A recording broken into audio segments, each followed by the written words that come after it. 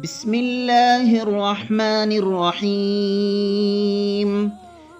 اللهم إني عبدك وابن عبدك وابن أمتك، ناصيتي بيدك، ماض في حكمك، عدل في قضاؤك.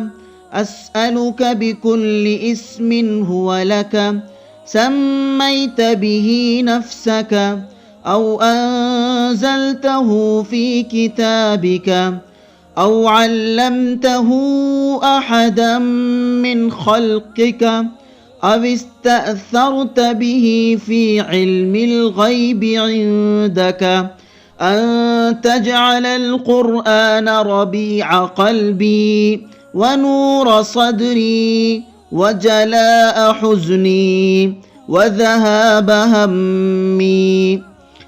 اللهم إني عبدك وابن عبدك وابن أمتك، ناصيتي بيدك، ماض في حكمك، عدل في قضاؤك.